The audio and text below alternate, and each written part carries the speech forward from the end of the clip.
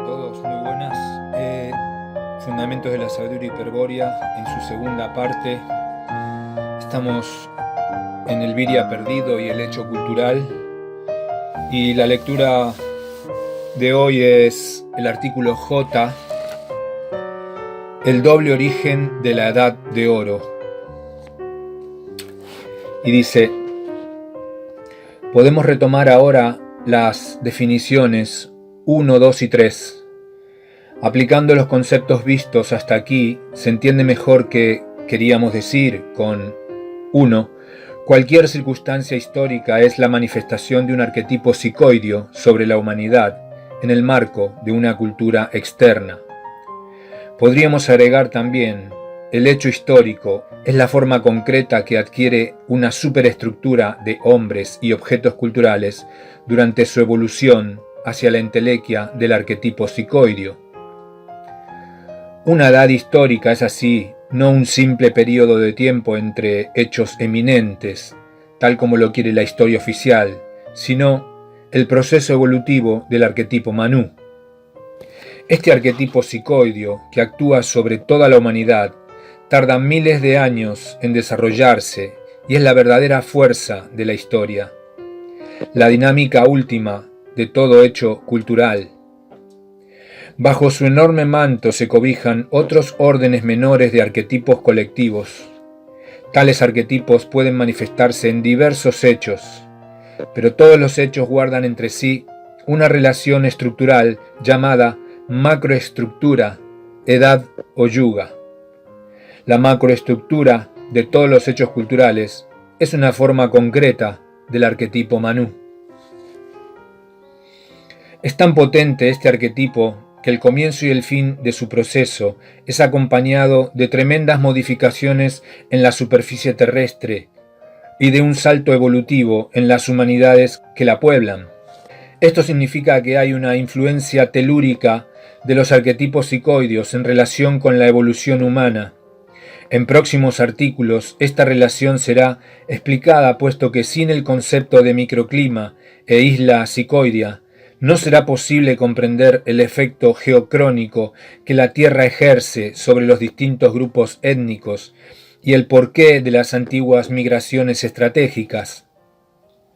Cuando expusimos el método de la clave genética empleado por los siddhas traidores para favorecer el encadenamiento espiritual, dijimos que ella se basa en el maituna entre un miembro de la especie humana, del cual van a descender pueblos y naciones, con un siddha traidor encarnado en un cuerpo actualizado del arquetipo Manú.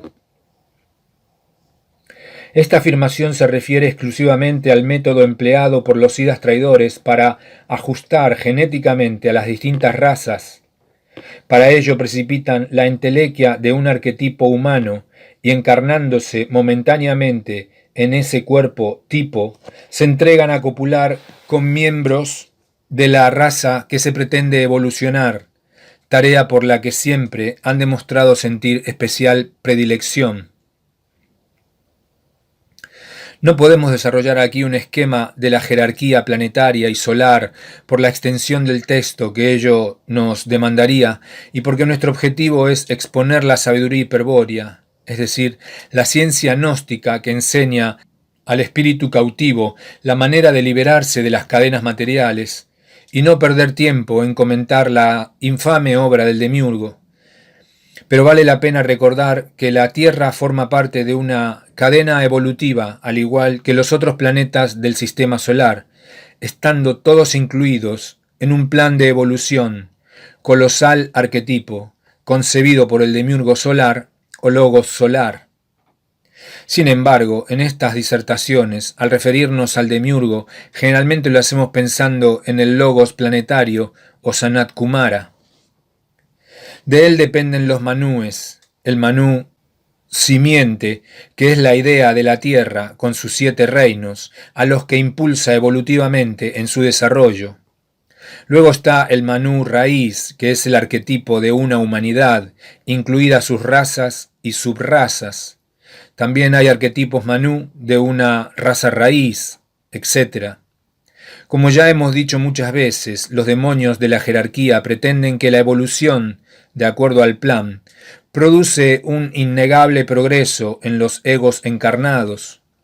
El cumplimiento de las pautas arquetípicas es una verdadera entelequia y por eso todo hombre que haya pasado un cierto número de encarnaciones sometido a las leyes kármicas debe trascender el nivel humano y pasar al superhumano o adeptado, es decir, a formar parte de la jerarquía. Tal como veremos más adelante, la estrategia sinárquica apunta a valorizar el futuro y a oscurecer el pasado. Dicho objetivo, que en muchos casos se trasunta en actitudes aparentemente vanas y superficiales, tiene en verdad hondas raíces metafísicas. En el futuro están las entelequias de todos los arquetipos y por consiguiente la perfección humana por evolución hacia un arquetipo Manú. Sin embargo, contra esta idea, desde remotas épocas, se opuso el concepto de que, conforme pasaban las edades, el hombre involucionaba y caía cada vez más en el fango de la materia. Para quienes así opinaban, la vida constituía un drama y el futuro una catástrofe. Es fácil advertir que este concepto procede de la sabiduría hiperbórea y que no es simplemente una idea contraria al plan de evolución, sino el producto de percibir gnósticamente, con la sangre, la tragedia de los espíritus encadenados a la evolución de los arquetipos psicoideos. Tal percepción corresponde a una intuición de origen divino del espíritu y a la certeza de que todo tiempo posterior representa una decadencia, la pérdida de un estado de divinidad primordial. Este concepto de caída espiritual y pérdida de la divinidad es netamente hiperbóreo y muy antiguo, pero con el correr de los milenios, dicho concepto se tornó exotérico y dio lugar a distintas figuras mitológicas en las cuales se reconoce claramente, no obstante, a la antigua percepción del origen primordial. La principal de estas figuras es la de Edad de Oro, a donde el espíritu eterno ha sido humanizado y se lo ha imaginado habitando un paraíso o Edén. Pero aún así, con todo lo exotérico que esta imagen presente, se trata del antiguo concepto hiperbóreo, y como tal debe ser reconocido. Posteriores degradaciones concibieron 4 edades, cada una más decadente que la anterior, tal como puede leerse en los principales clásicos griegos, Homero, Hesíodo, etc., el poeta romano Ovidio, que vivió en una época tardía, 43 a.C., 17 después de Cristo. Recogió de la tradición griega lo siguiente. 4. Las 4 edades. La primera de todas fue la Edad de Oro, la cual, sin coacción, sin ley, practicaba por sí misma la fe y la justicia. Se ignoraba el castigo y el miedo, y no se veían grabadas en público, en bronce, para ser leídas, palabras amenazadoras, y la multitud suplicante no temblaba ante la presencia de su juez, sino que estaba segura, sin defensor. Todavía no había sido cortado el pino en sus montañas y no había descendido a la líquida llanura para visitar un mundo extranjero, y los mortales no habían conocido otros litorales que los de su país. Todavía no circundaban las ciudades los profundos fosos, no había largas trompetas, ni cuernos de bronce curvado, ni cascos, ni espadas, sin necesidad de soldados. Las naciones pasaban seguras sus ocios agradables. La misma tierra, libre de toda carga, no hendida por el azadón, ni herida por el arado, daba por sí misma de todo, y contentos de los alimentos que producía sin que nada la obligara, los hombres recogían los madroños, fresas silvestres, frutos del cornejo, moras que se adherían a las zarzas espinosas y bellotas que habían caído del copudo árbol de Júpiter. La primavera era eterna y los apacibles céfiros acariciaban con sus tibios soplos a las flores nacidas sin semilla. También la tierra que no había sido labrada producía mieses y el campo, sin ser cultivado, se cubría de grávidas espigas. Manaban ya ríos de leche, ya ríos de néctar, y de la verde encina iba destilándose la dorada miel. Después de que el mundo estuvo bajo el gobierno de Júpiter, una vez que Saturno fue enviado al tenebroso Tártaro, llegó la edad de plata, inferior a la de oro, pero mayor que la del amarillento bronce. Júpiter acortó el tiempo de la antigua primavera y por medio del invierno, el verano, el inconstante otoño y la acortada primavera, dividió el año en 4 estaciones. Entonces, por primera vez abrazó el aire impregnado de fuego y el hielo, endurecido por los vientos, quedó en suspenso. Entonces por primera vez los hombres entraron en sus casas. Esas casas fueron unas grutas de espejo follaje y ramas entrelazadas con cortezas. Fue también entonces cuando las semillas de Ceres se introdujeron en los largos surcos y los bueyes gimieron bajo el peso del yugo. Después de esta llegó la tercera, la edad de bronce, más feroz en sus condiciones naturales y más pronta a los terribles combates, no siendo sin embargo perversa.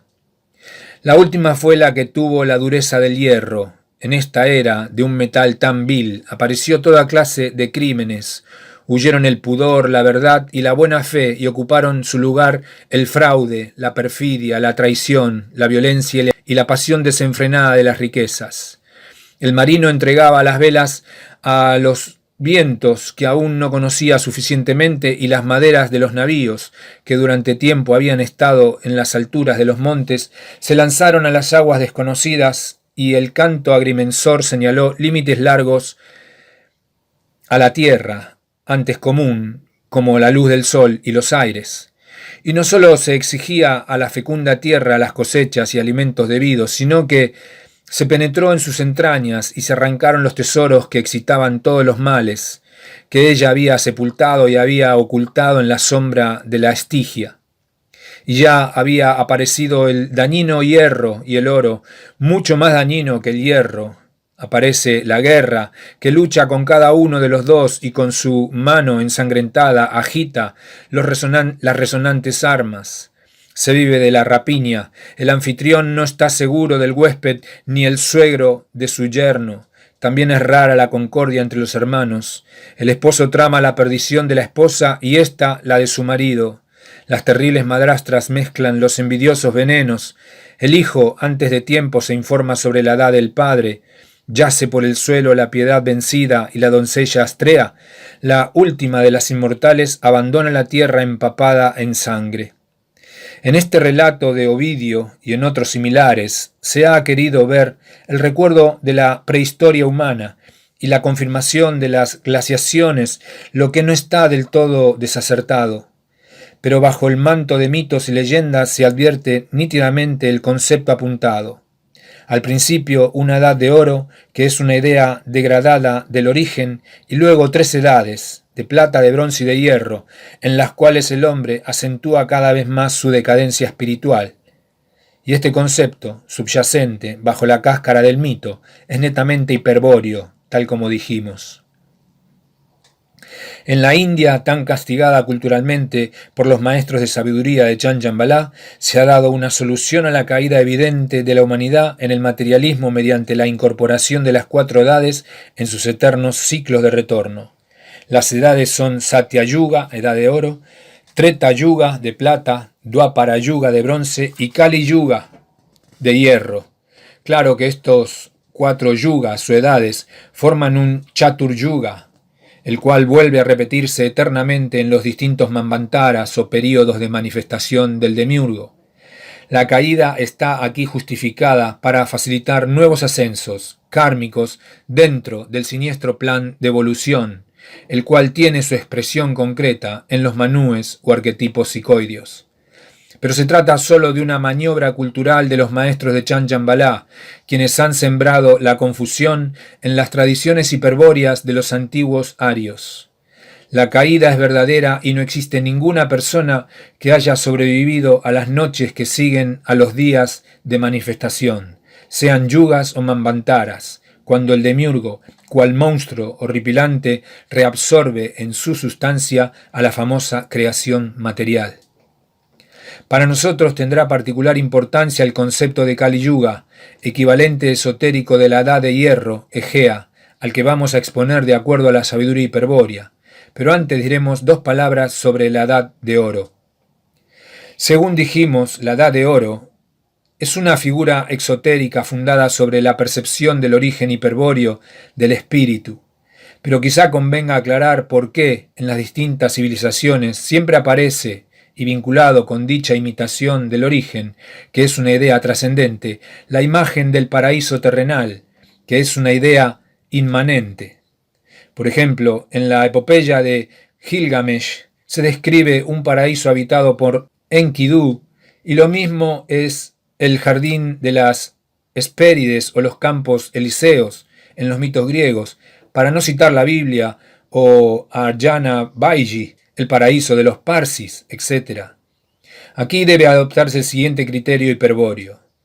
Primero, la caída del hombre primordial y todos los mitos que aludan a ella se refieren de manera distorsionada al encadenamiento del espíritu eterno a la materia, su cautividad y esclavitud a la obra del demiurgo. Hay entonces una referencia velada al origen. Segundo, el paraíso terrenal es un recuerdo del Pasú. En efecto, cuando los Siddhas ingresan al sistema solar encuentran en la Tierra a un homínido, antepasado del Pasú, que era todo lo que el demiurgo y sus devas habían podido lograr luego de millones de años de despliegue evolutivo del Manú. Pero esta criatura miserable, que quizá por eso no evolucionaba, se hallaba en un verdadero paraíso, disfrutando feliz y al cuidado de los devas. Luego de la traición de los Siddhas por causa del misterio de amor, los pasúes comenzaron a evolucionar más deprisa debido al aporte del linaje hiperbóreo y a la cautividad de los espíritus venidos de Venus. Sin embargo, en sus memorias genéticas se conservó el recuerdo de aquella era de completa felicidad y total idiotez. Según afirmábamos anteriormente, el espíritu hiperbóreo es necesario en los planes del demiurgo porque es hacedor de cultura. Basta observar la riqueza cualitativa y formal de los mitos de la Edad de Oro para comprobarlo. En tales híbridos culturales, las imágenes primitivas, animales, del Pasú, se han visto transformadas hasta adoptar una forma mítica, es decir, arquetípica, gracias a su adaptación a las pautas superiores de la raza hiperbórea. Solo así puede haber evolución, cuando una estructura cultural es capaz de contener aserciones, símbolos, que hagan posible el proceso de los arquetipos psicoideos. En los mitos de la Edad de Oro, mejor que en ningún otro, podrá comprobarse ese doble contenido que es la base de la cultura y la prueba de la traición de los Siddhas en la faz tenebrosa. Un recuerdo genético del Pasú, el paraíso terrenal, y un recuerdo de sangre del espíritu hiperbóreo, el origen divino. Su combinación da los distintos mitos sobre la Edad de Oro.